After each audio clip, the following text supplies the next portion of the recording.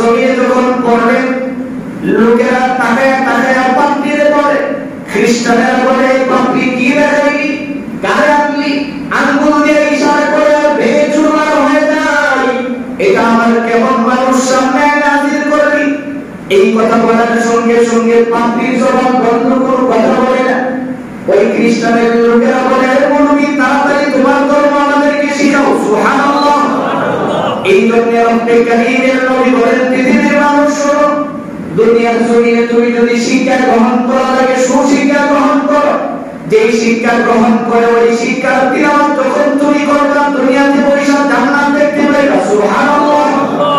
এবার পাত্রী জিগায় ও আব্দুল আজিজ তুমি কামটা কি করো আমার কো কাজের দেখছস কি? বললি না যে আমার আল্লাহ গরীব, আমরা মিসকিন। এবার শুন আমরা এই সামদা আমরা কেন করি? আমাদের সামদা করার কারণ হলো তোমার টাকার ভিতরে আল্লাহর কিছু অংশ থাকে, রব্বে কারীমের কিছু অংশ তোমার টাকার মধ্যে।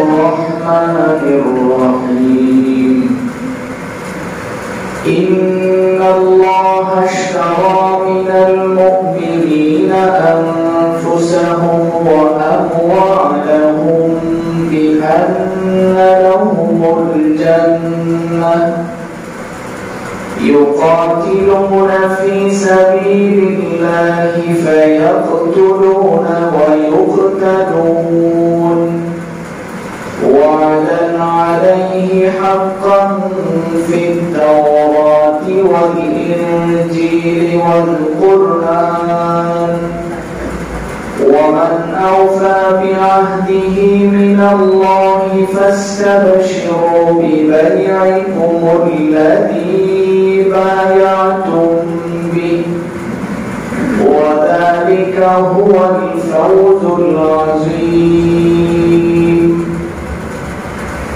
صدق الله مولانا العظيم وصدق رسوله النبي الأمي الكريم ونحن على ذلك من الشاهدين والشاكرين والحمد لله رب العالمين.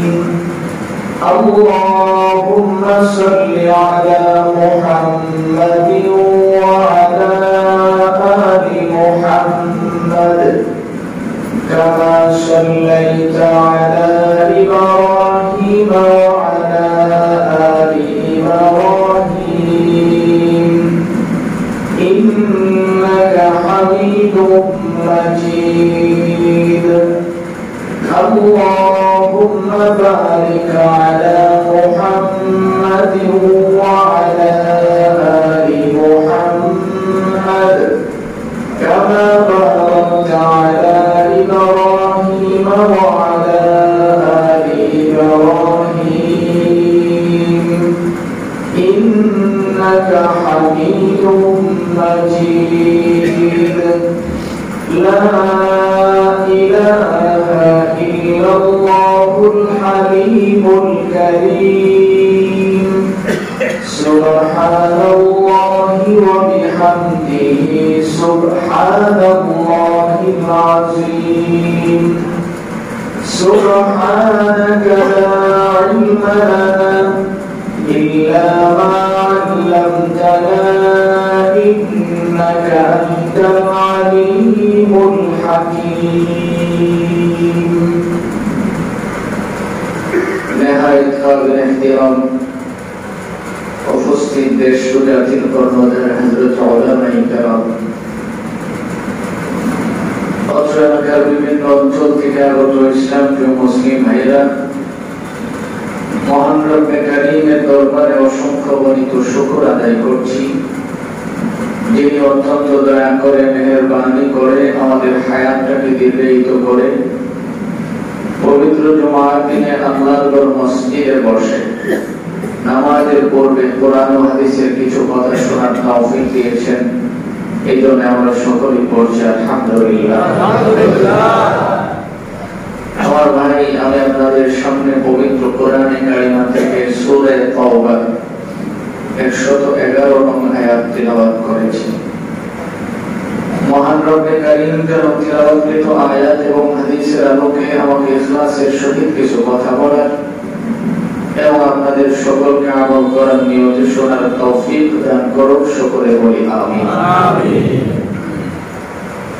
মোহতারাম ভাই, তিলাওয়াতকৃত আয়াতের মধ্যে আল্লাহ তাআলা বলেন, আমি মুমিনের জান এবং মাল কিনে নিয়েছি কেবলমাত্র জান্নাতের বিনিময়ে। এই হলো আয়াতের প্রথম অংশের সহজ সরল কথা। আমরা একটু বোঝার চেষ্টা করব। আল্লাহ বলছেন মুমিনের জান মাল কিনে নিয়েছেন। তো স্বাভাবিক দৃষ্টিকোণ থেকে যদি আমরা দেখি তাহলে দেখতে পাই এই জান কে দিয়েছেন? আল্লাহ। আমাদের মালও তো দেন আল্লাহ। তো ওইটাই দেন আল্লাহ। আবার আল্লাহ তাআলা বললেন যে আমি কিনে নিয়েছি জান্নাতের বিনিময়ে। তো এই প্রশ্নের জবাব মুফাসসিরিনে কেরাম একাধিক জবাব দিয়েছেন। আমরা জানি বেচা কিনা যদি করতে হয় একজন বিক্রেতা আর একজন ক্রেতা লাগে। ক্রেতা এবং বিক্রেতা ছাড়া বেচা কিনা হয় না। আপনি যদি মনে করেন আপনার একটা পণ্য এক হাতে নিয়ে আরেক হাতে ধরে বলেন যে আমি আমার কাছে বেচে দিলাম, এটা কেবল পাগলামি ছাড়া আর কিছু হয় না। তো আল্লাহ তাআলা যে এই কথাটা বললেন যে আমি মুমিনের জান মাল কিনে নিয়েছি জান্নাতের বিনিময়ে, কেন বললেন? এই কথাটা আপনাদেরকে বোঝানো খুব সহজ হবে, কেননা আমরা অনেকেই বাসা ভাড়া দিয়ে থাকি। ভাড়াটিয়া যারা, তাদেরকে যদি মালিক বলে যে আপনি আমার ফ্ল্যাটটা আগামী মাসে ছেড়ে দিতে হবে, আমার ছেলে বিদেশ থেকে আসতেছে, এটা আমার দরকার হবে। তো এই কথা বলার পরে ভাড়াটিয়ার কোন প্রকারের যুক্তিগতা থাকে না, এই বাড়িতে থাকার, অটোমেটিক ছেড়ে দিতে হয়। বান্দা যদি এই চিন্তা করে যে আল্লাহ আমাকে পাঠাইছেন, আল্লাহ আমাকে জান্নাত দিয়েছেন, এখন আমি জান্নাতে তো ভাড়াটিয়া, যে কোনো মুহূর্তে আল্লাহ আমাকে বের করে দিতে পারেন। এই জন্য রব্বে কারীম বলেন যে দুনিয়াতে জান্নাতের বিনিময়ে আমি জান্নাত তাদের কাছে বিক্রি করে দিয়েছি। এই কথাটা জানে মালিক, এই কথা যেন কোনোদিন বান্দার ভিতরে না আসে যে আমি ভাড়াটিয়া, আমি ক্রেতা, কারণ আমি জান্নাত কিনে আসছি। সুবহানাল্লাহ। আল্লাহ রাব্বুল আলামিন এই দয়াটুকু বান্দার উপরে কেন করলেন? আল্লাহ বান্দাকে এত শান্তিতে জান্নাতে থাকার জায়গা কেন দিলেন? এই কথাটা আয়াতের দ্বিতীয় অংশ থেকে আমরা বুঝতে পারবো যে আল্লাহ রাব্বুল আলামিন জান্নাতের বিনিময়ে যে কিনে নিয়েছেন জান মাল। এই জন্যই তো শরীরের কোনো অঙ্গ বিক্রি করা যায় না। শরীরের কোনো অঙ্গ বিক্রি করা যায় না, কোনোদিন বিক্রি আপনি করতে পারবেন না। তো যারা রক্ত বিক্রি করেন তাদের কি অবস্থা? আমার শরীরের মধ্যে রক্ত কে দিয়েছেন? আল্লাহ। আল্লাহ। এইগুলা বিক্রি করা যাবে না, এটা ফ্রিতে মানুষকে দেওয়া যাবে, ডোনেট করা যাবে, বিক্রি করা চলবে না।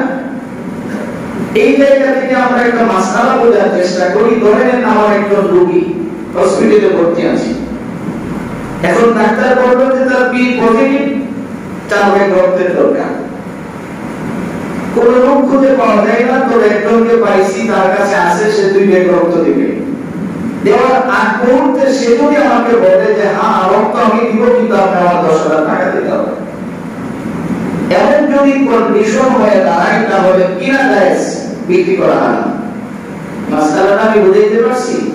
উপস্থিত বেকায়দায় করলে কিনা জায়েজ, কিন্তু যিনি বিক্রি করলেন তার জন্য কি হলো না? জায়েজ হলো না, হারাম।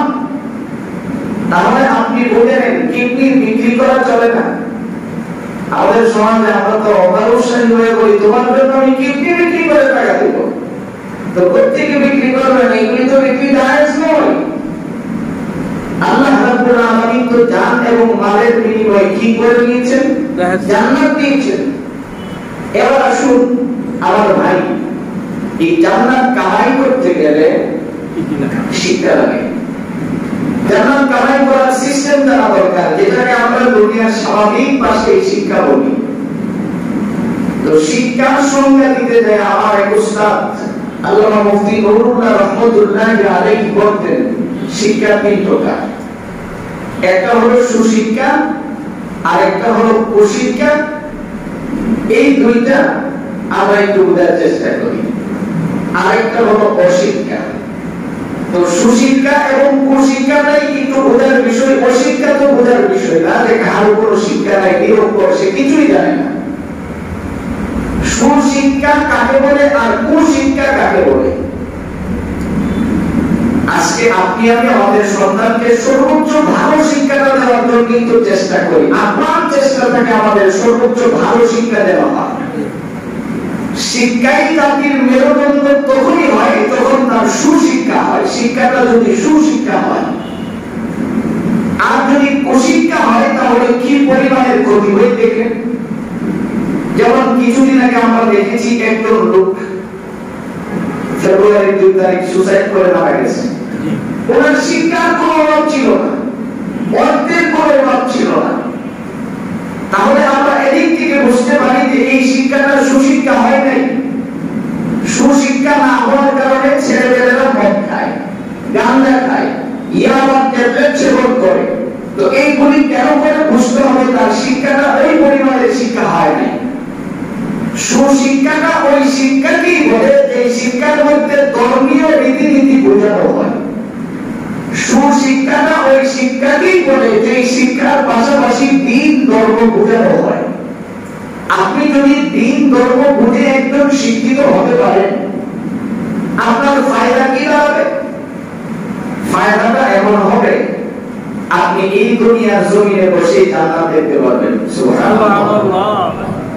শাহ আব্দুল আজিজ মুহাদ্দিসে দেহলভী রাহমাতুল্লাহি আলাইহি ভারতের প্রসিদ্ধ একজন বুজুর্গ মুহাদ্দিস ছিলেন, যার ব্যাপারে আলোচনা করে শেষ করা যাবে না, এত বড় যুগ শ্রেষ্ঠ মুহাদ্দিস ছিলেন। উনি এই পরিমাণে সুশিক্ষায় শিক্ষিত ছিলেন। আব্দুল আজিজ মুহাদ্দিসে দেহলভী রাহমাতুল্লাহি আলাইহির কাছে একদিন এক পাদ্রী আসলেন, খ্রিস্টানের অনেক বড় ধর্মযাজক। আয়েশা বলতেছে, তোমরা তো মিসকিন, তোমার আল্লাহ মিসকিন, তোমাদের ঘর মসজিদও মিসকিন, তোমাদের প্রতিটা কার্যক্রমে মিসকিন পরিচালিত হয়। শাহ আব্দুল আজিজ মুহাদ্দিসে দেহলভী রাহমাতুল্লাহি আলাইহি আপনার মতো বক্তব্য না। ঠান্ডা মাথায় জিজ্ঞেস করলেন, তুমি যে আমাকে মিসকিন করলে, আমার আল্লাহকে মিসকিন করলে, আমাদের ধর্মীয় উপাসনালয় মসজিদকে তুমি মিসকিন করলে, ধর্মীয় রীতিনীতি পুরাটাই মিসকিনের রীতিনীতি বললে, তার কারণটা কি? আপনারা অনেক সময় আমাদের ভুল বুঝেন। কেউ কেউ আমাদের কাছে এসে হাত পাতে যে হবো মুসলিম। আপনি একটা কথা ভালো করে মনে রাখতে হবে, তাহলে মুসলমানের দিকে বলছে একজন মানুষ মুসলমান হওয়ার পরে তার দিলটা এই পরিমাণে পূর্ণ পবিত্র হয়, সে যে দোয়া করে এই দোয়া আল্লাহ কবুল করে। এটা হাদিসের কথা। কেউ যদি অবিশ্বাস করে তার ঈমান থাকবে না। একজন মুসলমান মুসলিম হওয়ার সঙ্গে সঙ্গে আল্লাহ রাব্বুল আলামিন তার ভিতরের সমস্ত গুনাহ মাফ করে দেন। সুবহানাল্লাহ। নবীজি বলেন, ইনার কাছে যায় তুমি দোয়া চাইও। আর এখন আমরা দেখি যে এটা অনেকে পেশা বানায় রয়েছে, আমি নতুন মুসলমান হয়েছে, আমার 10 টাকা দেয়। জ্ঞানী পুত্র তাকে মুসলমান হতে কে বলছে? ইসলাম ধর্মকে বিকৃত করে যারা উপার্জনের ব্যবস্থা বানায়, তাদের মুসলমান হওয়ার জন্য কে দাওয়াত দিতে হবে? আমরা কি কোনদিন বলছি যে আপনি মুসলমান হয়ে করতে চাইবেন? আপনি আল্লাহর কাছে চাইবেন, রক্ত এই পরিমাণে আপনাকে দিবেন যেখানে হাত দেওয়া লাগবে না, কারণ আপনার দোয়া কবুল। তাহলে আপনি যাকাত না চাই আযাকাত করবেন কেন? বুঝতে হবে যে এটার মধ্যে আপনার সমস্যা আছে। বন্ধুরা, এই কথা বলতেছিলাম, শাহ আব্দুল আজিজ মুহাদ্দিসে দেহলভী রাহমাতুল্লাহি আলাইহি বলেন, তুমি যে আমার এই কথাগুলি বলছো তার কারণটা কি? ও কারণ হলো তোমাদের মসজিদ বানাইতে গেলে চাঁদা হলো মানুষের কাছ থেকে, তোমরা ওয়াজ মাহফিল করাইতে গেলে মানুষের কাছে চাঁদা করো, মাদ্রাসা বানাইতে গেলে চাঁদা করো, তাহলে তোমরা মিসকিন না? শাহ আব্দুল আজিজ মুহাদ্দিসে দেহলভী রাহমাতুল্লাহি আলাইহি বললেন, আচ্ছা মনে করে নিলাম করে শোনো, তোমাদের গির্জা সবচেয়ে দামি জায়গাটা কোনখানে, সবচেয়ে শক্তি দরকার, আমরা একটু বের করতো। শাহ আব্দুল আজিজ মুহাদ্দিসে দেহলভীকে বলতেছেন, দিল্লিতে আমাদের অনেক বড় একটা গির্জা আছে, এটা অনেক শক্তিশালী। তো শাহ আব্দুল আজিজ মুহাদ্দিসে দেহলভী যখন রওনা করছেন, সাথে সাথে অনেক মুসলমান পিছন দিক দিয়ে কাতার ধরে রওনা করছে, যে আজকে দেখার দরকার যে হুজুর গির্জাতে করবে কি একটু দেখি। রওনা হয়ে গেছে। পাশাপাশি খ্রিস্টানেরও তো দল বেঁধে গেছে, তাদের পাপড়ি যাচ্ছে, সাথে সাথে তারাও গেলেন। এরপরে ওই গির্জার পাশে দেয়া শাহ আব্দুল আজিজ মুহাদ্দিসে দেহলভী বলেন, আমার দেখে তো তোমাদের কোনটা এত শক্তিশালী।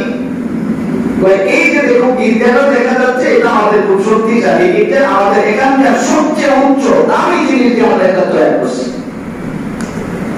শাহ আব্দুল আজিজ মুহাদ্দিসে দেহলভী রাহমাতুল্লাহি আলাইহি তখন সূরা হাশরের শেষ কয়েকটা আয়াত তিলাওয়াত করতে লাগলেন। সুবহানাল্লাহ। লাউ আনজালনা হাযাল কুরআন আলা জাবালিন লারাআইতাহু খাশিআন মুতাসাদ্দিআন মিন খাশিয়াতিল্লাহ। আমার ভাইজান শাহ আব্দুল আজিজ মুহাদ্দিসে দেহলভী রাহমাতুল্লাহি আলাইহি আয়াতের এই অংশ যখন তিলাওয়াত করেন, তিলাওয়াত করতে করতে যখন পড়লেন, লাউ আনজালনা হাযাল কুরআন, আমার আঙ্গুল উঁচা করে পড়লেন, লাউ আনজালনা হাযাল কুরআন আলা জাবালিন লারাআইতাহু খাশিআন মুতাসাদ্দিআন মিন খাশিয়াতিল্লাহ। ইতিহাস প্রমাণ করে আব্দুল আজিজ মুহাদ্দিসে দেহলভী আয়াতের এই অংশ তিলাওয়াত শুরু করার সঙ্গে সঙ্গে গির্জাটা তরতর করে কাঁপতে শুরু করলেন। আবার উনি আঙ্গুল উঁচা করে বলেন, লাউ আনজালনা হাযাল কুরআন আলা জাবাল লারাআইতাহু খাশিআন মুতাসাদ্দিআন মিন খাশিয়াতিল্লাহ। এইটুকুন যখন পড়লেন, গির্জার সামনের অর্ধেক অংশ ভেঙে চুরমার হয়ে জমিনে পড়ে গেলেন। আল্লাহু আকবার। এবার জমিনে যখন পড়লেন, লোকেরা তাকায় তাকায় পাপড়িতে পড়ে। খ্রিস্টানেরা বলে, এই পাপড়ি কি দেখাইলি, কারে আনলি, আঙ্গুল দিয়ে ইশারা করে ভেঙে চুরমার হয়ে যায়, এটা আমার কেমন মানুষ সামনে নাজির করলি। এই কথা বলার সঙ্গে সঙ্গে পাপড়ির জবাব বন্ধ করে কথা বলে না। ওই খ্রিস্টানের লোকেরা বলে, নবী তাড়াতাড়ি তোমার ধর্ম আমাদেরকে শিখাও। সুবহানাল্লাহ। এই জন্য রব্বে কারীমের নবী বলেন, পৃথিবীর মানুষ শোনো, দুনিয়ার জমিনে তুমি যদি শিক্ষা গ্রহণ করা লাগে, সুশিক্ষা গ্রহণ করো। যেই শিক্ষা গ্রহণ করে ওই শিক্ষার তিলাওয়াত যখন তুমি করবা, দুনিয়াতে বৈশা জান্নাত দেখতে পাইবা। সুবহানাল্লাহ। এবার পাদ্রী জিগায়, ও আব্দুল আজিজ, তুমি কামটা কি করো আমার কো? ও কাজের দেখছস কি? বললে, এটা যে আমার আল্লাহ গরীব, আমরা মিসকিন। এবার শুন, আমরা এই সান্দা মান্দা কেন করি? আমাদের সান্দা করার কারণ হলো তোমার টাকার ভিতরে আল্লাহর কিছু অংশ থাকে, রব্বে কারীমের কিছু অংশ তোমার টাকার মধ্যে থাকে। তোমার তো এই পরিমাণের জ্ঞান নাই যে এই টাকাটা তুমি আল্লাহর কাছে দিয়ে পরিশোধ করবে। এই জন্য আমি তোমাদের কাছ থেকে চায়া চায়া নিয়া, আমরা তোমাদের কাছ থেকে চায়া চায়া নিয়া তোমাদেরকে বাঁচায়া দিই, কারণ তোমরা যেন জান্নাতের মেহমান হতে পারো। সুবহানাল্লাহ।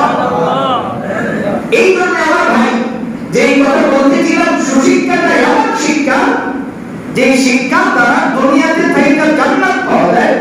আর কুশিক্ষা হলো এমন শিক্ষা, যেই শিক্ষার কারণে বাবারে পিস্তল দেখায়, যেই শিক্ষার কারণে মনের টাকার জন্য বাবাকে আঘাত করে, যেই শিক্ষার কারণে ধর্মকে অবজ্ঞা করে কথা বলে। এই জন্য আমার ভাই, সুশিক্ষা যদি আপনার গ্রহণ না হয়, আপনি যদি সুশিক্ষা গ্রহণ না করতে পারেন, তাহলে দেখা যাবে আপনার দ্বারা গুনাহের কাজ এমএলএ হতে থাকবে, আপনি গুনাহ চিনতে পারবেন না। এই জন্য হাকিমুল উম্মত মুজাদ্দিদুল মিল্লাত আল্লামা আশরাফ আলী তানভী রাহমাতুল্লাহি আলাইহি একটা হাদিসের ব্যাখ্যা করতে গিয়ে উনি বলেন যে গুনাহ যদি কোনো মানুষ নিয়মিত করে তার অত্যন্ত ভয়ঙ্কর 5টা ক্ষতি হয়, যে ক্ষতিগুলি সে কোনোদিন পুষায় উঠাইতে পারে না। হাদিসটা উনি এনেছেন, উনি বলেন, নবীজি বলেছেন, লা তুকসিরুল কালাম বিগাইরি যিকরিল্লাহ ফাইন্না কাসরাতাল কালামি বিগাইরি যিকরিল্লাহি কুওয়াতুল কাল ওয়া ইন্না আবাদান নাস মিনাল্লাহিল কলবুল কাসি। নবীজি বলেন, দুনিয়ার জমিনে তুমি যখন কথা বলো, কথা বলার সময় তুমি খেয়াল রাখবা যে আমার কথাটা যেন আল্লাহ এবং নবীর বিরুদ্ধে না হয়, আমার কথাটা যেন আল্লাহর জিকির ব্যতীত অন্য কিছু না হয়। যদি হয় তাহলে ক্ষতি কি? এই আজে বাজে কথার দ্বারা তোমার অন্তরটা একেবারে সত্য হয়ে যাবে, দিল ভরে যাবে। এই কথাটার ব্যাখ্যা করতে যাইয়া আল্লাহ আশরাফ আলী থানভী রাহমাতুল্লাহি আলাইহি লিখেন, গুনাহের কারণে সবচেয়ে বড় যেই ক্ষতিটা হয়, 5টা ক্ষতি হয়, এর মধ্যে 1 নাম্বার হলো চেহারার সৌন্দর্যটা নষ্ট হয়ে যায়। এই জন্য দেখবেন 5 ওয়াক্তের নামাজি কোনো পর্দানিশী মহিলা এত পার্লারে যায় না, বেপরদা মহিলা যত পার্লারে যায়, বসতে বসতে আর কিছুই নেই, এরপর সৌন্দর্যের তো অবকাশই নেই। সুন্দর হয়তো প্রশ্নের উঠে না, আগামীকাল এত সুন্দর হতে না, সৌন্দর্য দান করেন আল্লাহ। এই জন্য 1 নাম্বার হলো চেহারার সৌন্দর্য নষ্ট হয়ে যাবে। বিশ্বাস না হলে আপনি দেখতে পারেন যে আপনার বাড়িতে একজন পর্দানিশী মহিলা যদি থাকে, ইনার সৌন্দর্যটা পার্লামেন্টের সৌন্দর্যটা কোনোদিন এক হয় না। আমি সার্ভে করে দেখি যে আপনি যত চেষ্টাই করেন এটাকে আপনি এক করতে পারবেন না। এই জন্য আল্লাহ আশরাফ আলী থানভী রাহমাতুল্লাহি আলাইহি লিখেন, গুনাহের কারণে 1 নাম্বারের যে ক্ষতিটা হয় এটা হলো চেহারার সৌন্দর্যটা নষ্ট হয়ে যায়। তো কাজেই আপনি যদি গুনাহ ছেড়ে দিতে পারেন, 5 ওয়াক্তের নামাজের জন্য যদি 5 বেলা ওযুটাই বানান, তাহলে তো চেহারা এমনিতেই সুন্দর হয়ে যায়। এবার আসুন 2 নাম্বার, অন্তর কালো হয়ে যায়। এটাই উনি হাদিসের ব্যাখ্যাটা দিয়েছেন, এই বিষয়টা আমাদের বোঝার বিষয় যে অন্তর কালো আবার কি করে হয়। অন্তর কালোর ব্যাখ্যা উনি 3টা ব্যাখ্যা করেছেন, এর মধ্যে একটা হলো সবকিছুতেই দেয়া লাভ খোঁজা, সবকিছুদের মধ্যেই দেয়া স্বার্থ খোঁজ করবে, যে কোনো কাজে যাবে আর ওখানে যে আগে স্বার্থ খোঁজ করবে। অনেক মানুষ আছে দেখবেন, ছোট্ট একটা উপকার যদি আপনার করে দিকে আবার দিলাম, আমি নবী তো বলছেন, তুমি যদি একজনকে হাওলাত দাও, মানে তাকে তুমি কিছু টাকা দান দিয়েছো, দেওয়ার কারণে কি হবে? আল্লাহ রাব্বুল আলামিন তোমাকে অগণিত সওয়াব দিবেন। এর মধ্যে একটা হলো তোমাকে একটা কবর, একটা কুমড়ার সওয়াব দান করবে। সুবহানাল্লাহ। তুমি একজনকে উপকার করছো, এখন সে তোমাকে বলছে 10 দিন পরে টাকা দিবে, 10 দিন পরে দিল না, তুমি তার বাড়িতে গেলে, সে বললো ভাই আমি বিপদে আছি, আমার যদি একটু সময় বাড়ায় দিতেন, তখন তুমি যদি ইচ্ছা করে তাকে 1 দিন বা 2 দিন সময় বাড়ায় দাও, প্রত্যেক দিনের বিনিময়ে আল্লাহ তাআলা তোমাকে একটা হজ, একটা উমরার সওয়াব দান করবেন। সুবহানাল্লাহ।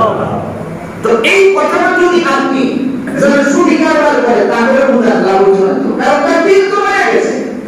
অত প্রত্যেক কাজে স্বার্থ খোঁজ করবে, দিল মারার 1 নম্বরের আলামত হলো যে কোনো কাজ করার আগে থেকে আমার কি লাভ, আমি তোমার লাভ তুমি দুনিয়ার কি পাবে, তোমার কাছে দেখো তোমার কি লাভ। আশরাফ আলী থানভী রাহমাতুল্লাহি আলাইহি লিখেন, অন্তর কালো হওয়ার আরেকটা আলামত, সে দুনিয়ার জমিনে কোনো কিছুতেই শান্তি পাবে না। কারণ কোন কিছুতে তো শান্তি নেই। আপনি যত বড় বুঝি না, দেখেন ওই আসতে করে কানে কানে জিজ্ঞেস করতে ভাই স্যার, এই যে সম্পত্তি দেখতেছি কেমন, তুমি বলতে না এগুলো তো আমার তো ব্যাংকের লোন, ও তো ব্যাংকের থেকে আনছি। হ্যাঁ, যদি হাসি দেওয়াতে আমার মনে হয় যে ব্যাংকের থেকে লোন করে হাসি দিতেছে, কারণ তার তো শান্তি নাই, অশান্তির শেষ নাই। এই জন্য দিল বলে যায়। আশরাফ আলী থানভী রাহমাতুল্লাহি আলাইহি লিখেন, দিল বলার আরেক নম্বরের ঔষধ হলো তার ইবাদতের মধ্যে কোনো প্রকারের শান্তি পাবে না, ইবাদত সম্পূর্ণ তার কাছে অশান্তি মনে হবে, কোনো প্রকারের শান্তি তার মধ্যে আসবে না। 3 নাম্বার তার যে ক্ষতিটা হবে, শারীরিক দুর্বলতা চলে আসবে। শারীরিক দুর্বলতা এই পরিমাণে আসবে যেটা কল্পনা করতে পারবে আমরা এই কয়েকদিন আগে দেখতে পাচ্ছি এই ভারতের এক মেয়ে কি নাম ধরে তার ছিল একদম খালি আল্লাহু আকবার কইছে আর অমুসলিম পুলিশ সবগুলি বিড়ালের মতো ঘুরে গেছে একদমে ডাক দিছে আর অমুসলিম কারণ তার তো দিল কোনো আগেই মনে হচ্ছে তাদের তো শারীরিক কোনো শক্তিও নাই এই জন্য দেখবেন গুনাহগার একটা শরীরের মধ্যে কোনো শান্তি গুনাহগার তো সারাদিন গুনাহ করার কারণে এখন শরীরের শক্তি হয় তখন ওই হামলাওয়ালা ব্যবসা করে যাচ্ছে ওর সাইনবোর্ড লাগানো থাকে জীবন চন্দ্র উড়ানো আর যারা খাই কি এমন খাওয়ার কারণে আমরা উন্নত করতে পারি না এই জন্য ভালো করে মনে রাখবেন গুনাহের কারণে 3 নম্বরের যে ক্ষতি হয় শারীরিক শক্তি নষ্ট হয়ে যায় শারীরিক শক্তি তার থাকে না 4 নম্বর রব্বে কারীম তার রিজিক উঠায় নেন এই কথাটা আপনাদের বুঝতে একটু সময় লাগবে যে আমরা তো দেখি যত গুনাহের যত বড় সূত্রের বাণী তত বড় ওর বাসায় তো বাজার অনেক হয় তাহলে রিজিক উঠলো কোথা থেকে আর মেয়ে বড় হয়ে দেখেন ওর রিজিক কিভাবে উঠছে বাসার দারোয়ানে খায় কাজের মহিলা খায় পাহারাদার খায় গাড়ির ড্রাইভার খায় সারা খায় না রুটি খায় দুইটা টাকার তো অভাবই নেই সম্পত্তির অভাবই নেই রিজিক উঠতে গেছে এখন সূত্রতে আম করে বোঝাই তো ভেজিটেবল খায় ওই বাঙালিদের মোলা খায় লাল শাক খায় আর কিছু তো খাইতে পারে না স্যার আপনি যত ভেজিটেবলে আমাদের বোঝান কিন্তু কোন গোষ্ঠীর নিচে তো এটা তো উঠবে না এটা আপনার রিজিকটা আল্লাহ উঠে গেছে আপনার তো খাইতে পারেন না খাওয়ার সুযোগ নাই এখন আল্লাহ দারোয়ানকে খাওয়াবে পাহারাদারকে খাওয়াবে রিক্সার ড্রাইভারকে খাওয়াবে বাসার কাজের মেয়েকে খাওয়াবে আর সার ভেজিটেবল খায় এই জন্য ভালো করে মনে রাখেন গুনাহের দ্বারা রিজিক কিভাবে উঠে যায় আপনি একটু হিসাব করলেই পাবেন আর যদি আপনি গুনাহ ছেড়ে দিতে পারেন রিজিকের মধ্যে বরকত কি পরিমাণে হয় ওটা তো কল্পনা করে শেষ নাই আপনি কল্পনা করে পাবেন না আল্লাহ তাআলা এইভাবে আপনাকে খাওয়াবেন এই জন্য মোহতারাম ভাই আশরাফ আলী থানভী রাহমাতুল্লাহি আলাইহি লিখেন গুনাহের কারণে তার 5টা মারাত্মক ক্ষতি হয় এর মধ্যে 4 নম্বর হলো আল্লাহ রাব্বুল আলামিন রিজিক কমায় দেন রিজিক উঠায় দেন কাজেই দুনিয়ার জমিনে বহু মানুষ আছে একটা সময় তার খাবার ছিল খেতে পারে নাই টাকা ছিল না এখন টাকাও সে এখন আর খাইতে পারে না এই জন্য বুঝতে হবে যে আমি গুনাহ থেকে মাফ চাইতে হবে আল্লাহর কাছে আল্লাহ রাব্বুল আলামিন যদি আমি গুনাহ থেকে মাফ চাইতে পারি আর এই মাফ চাওয়া আমার আয়াতটা তিলাওয়াত করার একটা কারণ আছে আল্লাহ নবী বলেছেন তোমাদের কাছে যখন তোমাদের দরজায় যখন শাবান এসে হাজির হয়ে যায় তখন কিন্তু তোমরা মাফের জন্য রেডি হয়ে যাইবা কারণ আল্লাহ রাব্বুল আলামিন একেবারে বিনা হিসাবে মাফ করে দেওয়ার জন্য ওই শাবান মাস থেকে প্রস্তুতি গ্রহণ করেন সুবহানাল্লাহ বিনাই হিসাব রব্বে কারীম কিছু কিছু মানুষকে মাফ করেন এটা হলো রমজান মাস এর আগে শাবান আসলে তোমরা প্রস্তুতি গ্রহণ করো যাতে করে রমজানে গুনাহগুলি মাফ করাইতে পারো দেখেন না আমাদের এলাকায় যদি কোনো মন্ত্রী মহোদয় আসে যদি এই কথা হয় উনি আয়েশা সকলকে প্রাণ দিবেন কি দিবেন এটা ঘোষণা করে না এখানে বলছে যে প্রাণ দিবেন দেখবেন 2-4 মাস আগের থেকেই লোকজন কানা ঘোষণা করতে থাকে এমন দিন মন্ত্রী আসবে উনি আয়েশা সবাইকে প্রাণ দিবে এখন আগে শিক্ষা দেওয়ার ব্যবস্থাটা কিভাবে করেছে আমাদের চিন্তা করবো যে কি কাজ করে আগে যদি একটু লাইনে দাঁড়ানো যায় আর কোনো কারণে যদি কোনো নেতার সাথে আমার একটা ছবি থাকে আর এটা যদি নিয়ে দেখান যায় এরকম চিন্তা চেতনায় আপনি যখন পূর্ব থেকে প্রস্তুতি গ্রহণ করেন রব্বে কারীমের নবী বলেন উম্মত শোনো শাবান মাস আসার আগেই তোমরা প্রস্তুতি গ্রহণ করো যাতে করে শাবান মাসে ইবাদতের মাধ্যমে তুমি প্রস্তুতি নিয়ে রমজান ঢোকার সাথে সাথে আল্লাহ যেন তোমার মাফ করে দেয় সুবহানাল্লাহ মোহতারাম ভাই যে কথা বলতেছিলাম 6 নম্বর 5 নম্বর তাদের যে ক্ষতিটা হয় ইজ্জত সম্মান অটোমেটিক করতে যায় এটা বাস্তব দেখবেন আপনি কোন মজবুত ওরেও যদি আপনি একজন নামাজি ব্যক্তিকে দেখে বলেন যে এই লোকটা কেবল এমন খায় ওরা এসে বলবে যে লোক খুব ভালো মানুষ আর ওর সাথে একটা মজবুতও যদি জিজ্ঞেস করে দেখে কেবল ওরা কোনো মানুষের অভাব খায় ওর সাথে কিন্তু দুইজন একসাথেই খায় তারপরেও সে ভালো বলবে না কারণ ইজ্জত সম্মান তো এটা আল্লাহ দেন ইজ্জত সম্মানটা তো দিল থেকে আসে রব্বে কারীম তো দিলটাকে এইভাবেই প্রস্তুতি গ্রহণ করে রাখছে রব্বে কারীম তো দিল থেকে এইভাবেই পরিশুদ্ধ করে দিয়েছেন এই জন্য মোহতারাম ভাই যে কথাটা বলতেছিলাম আমাদের পুরার বিষয় হলো আল্লাহ রাব্বুল আলামিন বলেন ওই 2 নম্বরে বিষয়টা বোঝানোর জন্য যে হাদিসটা বলছিলাম যে অন্তর কালো হয়ে যায়, কালো হওয়ার একটা জিনিস এই হাদিসের মাধ্যমে আমরা পাই, কথাবার্তার মাধ্যমে, কথার মাধ্যমে যদি ফাহশা কোনো কথা বের হয়, সেই কথা আল্লাহর জিকির ছাড়া হয়, এমন কোনো কথার দ্বারাই কিন্তু আমাদের দিল মরে যায়। কারণ আমরা প্রমাণ করে দেখেছি, আমার কাছে ইতিহাস আছে, তারিখে উম্মতে মুসলিমা নামে ইতিহাস আমি পড়েছি। এই পৃথিবীর 15 থেকে 1600 বছরের ইতিহাসে মুমিনরাই সবসময় সবল থাকে, সবসময় শক্তিশালী থাকে, এটার প্রমাণ আমাদের কাছে পরিমাণে আছে। যদিও আপনি সাময়িক বিপর্যয় দেখেন, এটা ভিন্ন বিষয়। আমার ভাই যে কথা বলতেছিলাম, অন্তর কালো যদি হয়ে যায় তাহলে আপনার অবস্থাটা কি হবে দেখেন। আপনি ইবাদত করতে চাই, ইবাদতে মজা লাগবে না। রমজান মাস সামনে খুব দাওয়াতে, এখন গুনাহ মাফ করানোর মৌসুমিটা, এখন এই তো সময় আপনি আপনার দিলটাকে পরিষ্কার করেন। এই জন্য দিল পরিষ্কার করতে গেলে আপনার সুশিক্ষা থাকবে, আর এই সুশিক্ষাটাই হয় যে শিক্ষা পাশাপাশি ধর্মীয় শিক্ষা থাকে। ধর্মীয় শিক্ষা ছাড়া কোনোদিন সুশিক্ষা পাওয়া যায় না, কারণ ধর্মই ছোটদের আদরের কথা শিখিয়েছে, বড়দের ইজ্জতের কথা শিখিয়েছে, ছোটদের স্নেহ করার কথা শিখিয়েছে। কেবলমাত্র দিন ধর্মের মাধ্যমে এইগুলি পাওয়া যায়, অন্য কোথা থেকে আপনি যদি ভাড়া করে আনেন কোনো লাভ হবে না। এই জন্য মহতারাম ভাই যে কথা বলতেছিলাম, দিন যদি পরিশুদ্ধ থাকে তাহলে গুনাহগার হলেও গুনাহ থেকে মাফ নেওয়ার সহজ ব্যবস্থা থাকে। আল্লামা হাফিজ রহমাতুল্লাহি আলাইহি অনেক বড় একজন কবি মানুষ ছিলেন, দার্শনিক মানুষ। কবিতা শোনানোর জন্য সব সময় বাদশাহর দরবারে যান। তো বাদশাহর দরবারে যখন গেট দিয়ে প্রবেশ করার সময় দেখে যে বাদশাহর বাড়ির বিল্ডিং এর 3য় তলার একটা রুম থেকে একজন সুন্দরী মেয়ে ওখানে দাঁড়ানো। উনি যখন ঢুকেন তখনও দেখেন, উনি যখন কবিতা পাঠ করেন তখনও দেখেন। এক পর্যায়ে তার দিলের মধ্যে এই মেয়েটার কিছু ভালোবাসা জন্মায় গেছে। লম্বা সময় বিরতির পরে একদিন উনি আবার বাদশার এখানে আসলেন দীর্ঘদিন পরে। আয়েশা প্রথমে ঢোকার সময় তার নজর গেল ওই জানালার দিকে, দেখে যে জানালাটা খালি, এখন আর লোক নাই।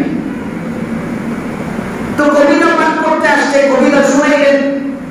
কবিতা শোনানোর পরে ওই আমর পাগল ছাগল কবির মতো নাকি দার্শনিক মানুষ কবিতার পরে একজন খাদেমকে জিজ্ঞেস করলেন, এই ভাই, ওই আপনাদের বিল্ডিং এর 3য় তলায় ওই জানালায় যে একটা মেয়ে থাকতো, ও কি নাই?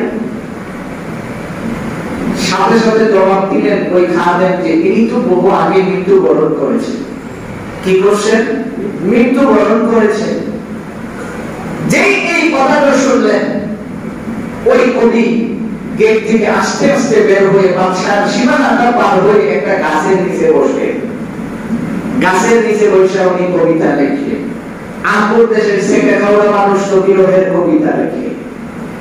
সে কবিতা লেখলেন, বৈষ্ণু হাফিজ বতু গুয়াম কেবল তাজা নবী মানাত, আগার মানাত সবই মানাত, সবই দিগর নবী মানাত, हमेशा इज्जते मेहमान बोए खाना नबी मानत, गुलास गुलशन जुदा गश्ता तरुण ताजा नबी मानत। আল্লামা হাফিজ নিজেকে নসিহত করে, বৈষ্ণু হাফিজ বতু গুয়াম কেবল তাজা নবী মানাত। এর হাফিজ ভালো করে শুনো, একটু নিজের দিকে তাকায় দেখো, একটু নিজের দিকে তাকাও, ভালো করে শুনো। বাগানের ফুল যখন তুমি দেখো, ওই ফুলটা সকালবেলা থাকে একটু ছোট, দুপুরের সূর্য যখন তার উপরে পূর্ণ করে যায়, আস্তে আস্তে ফুলটা বড় হতে থাকে। আবার সন্ধ্যার সময় ফুলটা অটোমেটিক ছোট হয়ে আসে। রাতের অন্ধকারে আস্তে আস্তে ফুলটা একেবারে শুকায় যায়। 2-3 দিন পরে এই ফুলের ভালোবাসা আর থাকে না, এই ফুলের গ্রাম আর থাকে না। তুমি নিজেরে দেখছো, নিজেরে দেখা দেখো না ছোটবেলায় তুমি কেমন ছিলা, আজকে তুমি টাকায় জোয়ান হয়েছো, এই কারণে আরেক মেয়ের প্রেমে পড়ছো। এখন দেখো যার ভালোবাসায় তুমি এখানে হাজির হয়েছো, কিন্তু দুনিয়াতে নাই, কবরে পড়ে গেছে। ও হাফেজ শোনো, তুমি নিজেও কিন্তু কবরে যাইবা, কাজেই সময় থাকতে ভালো হয়ে যাও। সুবহানাল্লাহ।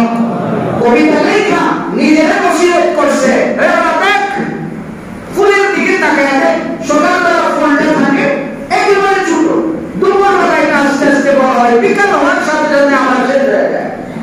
তো তুই তো নিজে দেখ, এক সময় ছোট ছিলি, আবার বড় হয়েছ, এখন আরেকজনের প্রেমে না পড়ে যিনি ওই সুন্দরীকে বানিয়েছেন তার প্রেমে পড়ে যাও। সুবহানাল্লাহ। এও তো কবি ছিল, আর আমর কবিও তো কবি। এই তার কবিতা শুনে তো শুনে শুনতে নেই। এই জন্য মোহতারাম ভাই বলতেছিলাম, আল্লাহ তাআলা বলেন, নবী আপনি দুনিয়ার মানুষদেরকে বলেন, মুমিনের জান মালের বিনিময়ে আমি জান্নাত কিনে নিয়েছি, কারণ আমি জান্নাতের বিনিময়ে তার জান মাল দুইটা কিনে নিয়ে আমি জান্নাত তার কাছে বিক্রি করে দিয়েছি। কেন বিক্রি করে দিয়েছি?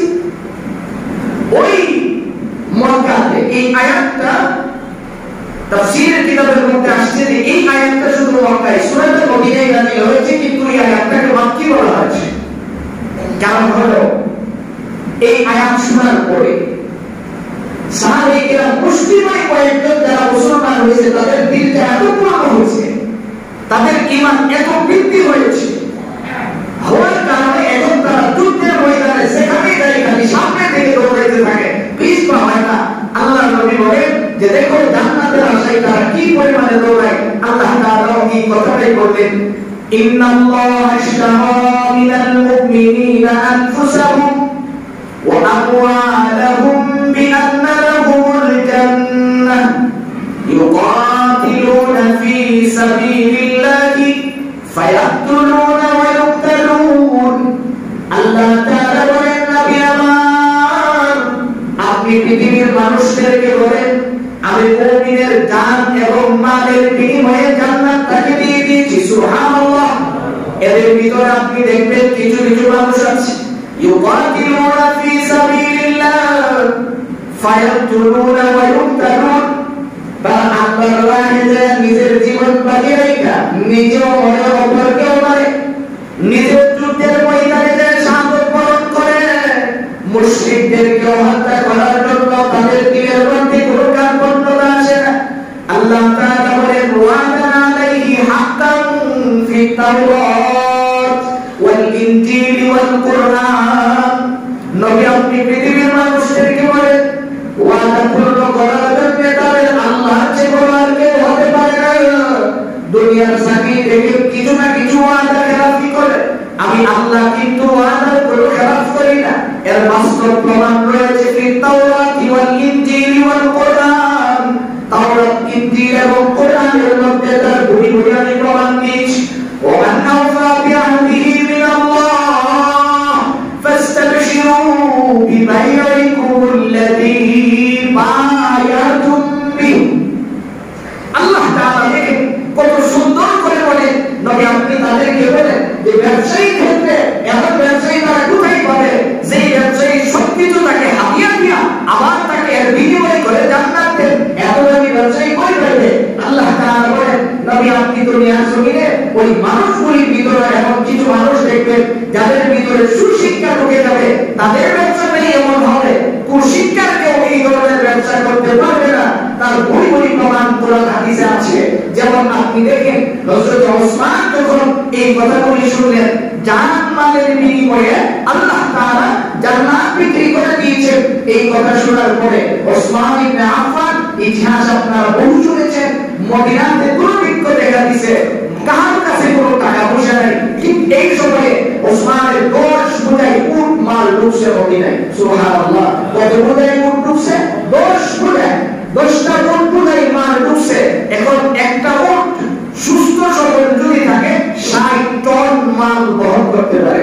তো এমন যদি 10টা উট ঢুকে, অন্যান্য দেশের ব্যবসায়ীরা আগে এসে হাজির, ওসমানকে বলতেছে আপনার মাল ঢুকতেছে, আপনি বলেন 100 টাকার মাল আপনাকে 150 টাকা দিব, দিয়ে দেন।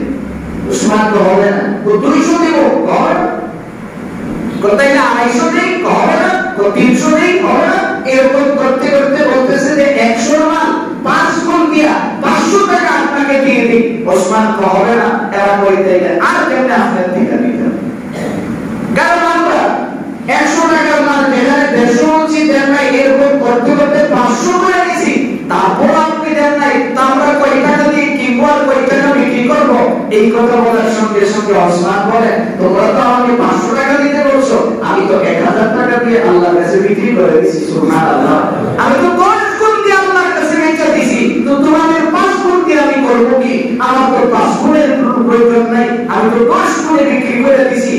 কোরআন ঘোষণা দিলেন খাদিম আমার এই 10 ফুটের যত মাল আছে সবগুলি আল্লাহর রাস্তায় খরচ করে দাও। সুবহানাল্লাহি ওয়া বিহামদিহি।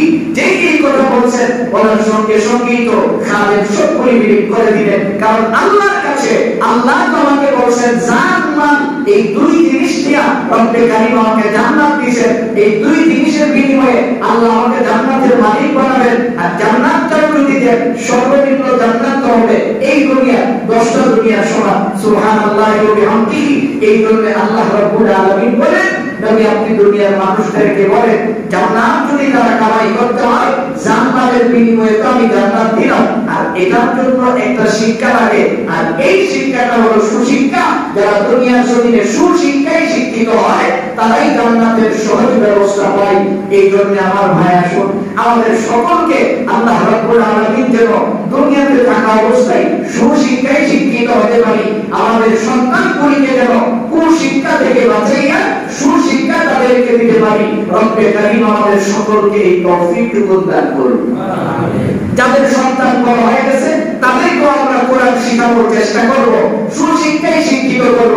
যদি কোরআন তার ভিতরে নাই তার যত বড় ডিগ্রি থাকুক সে সুশিক্ষিত কোনোদিন হতে পারবে না, চেষ্টা করলেও পারবে না। কারণ কোরআনের ভিতরে নৈতিকতা যা শেখানো হয়েছে, কোরআনের ভিতরে মানুষ মানুষের সাথে ব্যবহার সংক্রান্ত যা শিখিয়েছেন পৃথিবীর আর কোন কিতাব এরকম শিখাইতে পারবে না। এরকম করলে ধোঁকা ছাড়া কিছু হবে না। কাজেই রব্বে কারীম যেন আমাদের সন্তানগুলিকে, আমাদের নিজেদেরকে, আমাদের পরিবার পরিজন আত্মীয় স্বজন সকলকে কোরআন ওয়ালা বানায়া সুশিক্ষায় শিক্ষিত করতে পারি। রব্বে কারীম সেই তৌফিক